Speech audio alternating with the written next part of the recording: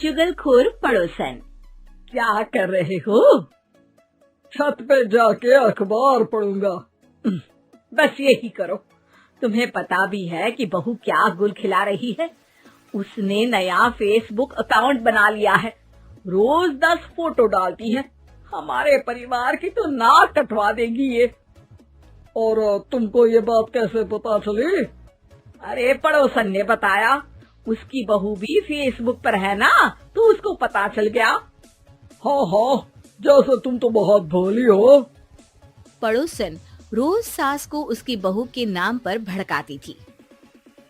आज तो आपकी बहू कह रही थी मुझसे आके कि आप दिन भर खाती रहती है, खा खा के घटोत्कच हो गई है।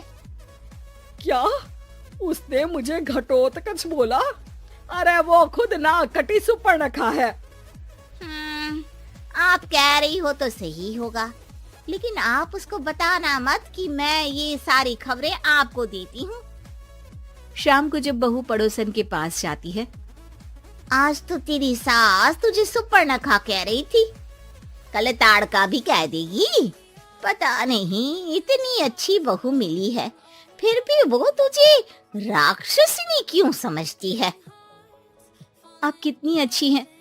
आप मेरी सास की हर बात मुझे बता देती हो, वरना मुझे पता ही नहीं चलता कि वो मेरी पीठ के पीछे इतनी बुरी बात करती है।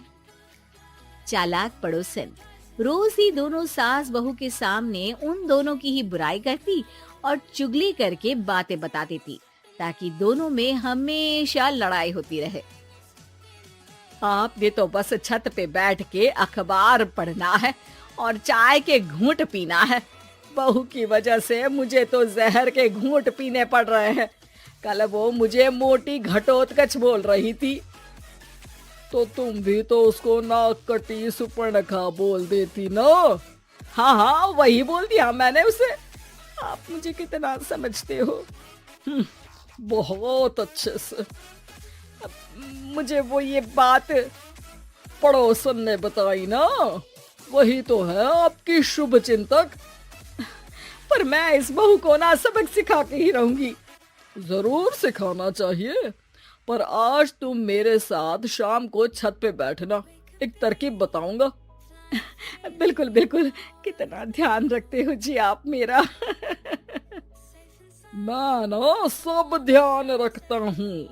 शाम को जब सास और ससुर छत पर बैठे होते हैं कि यहाँ खड़ी हो जाओ, यहाँ से ना तुमको पता चल जाएगा कि बहू की अगली चाल क्या है।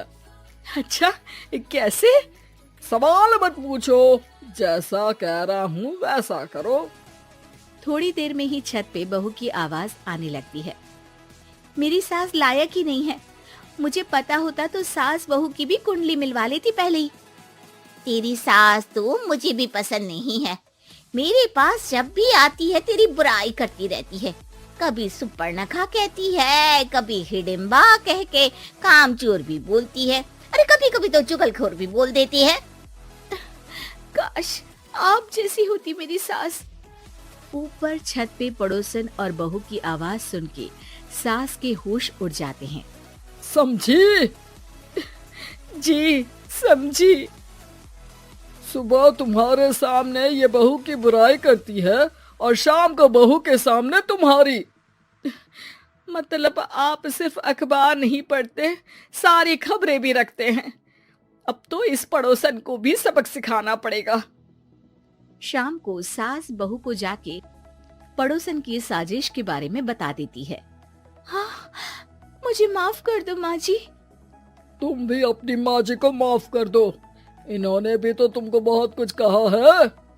अरे बस बस, अब ये सोचो कि पड़ोसन को सीधे कैसे करना है।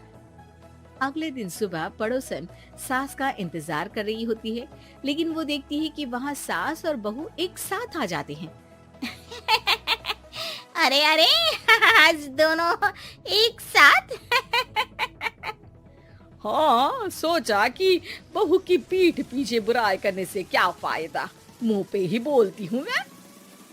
हाँ, मैंने भी सोचा आपको 2 बार मेहनत करनी पड़ती है, एक ही बार में काम खत्म कर लोगी। हैं? वो मैं आप लोगों को कैसे पता चला? क्योंकि ऊपर वाला सब देख रहा है। पड़ोसन ऊपर देखती है, वहाँ ससुर खड़े होकर हंस रहे होते हैं।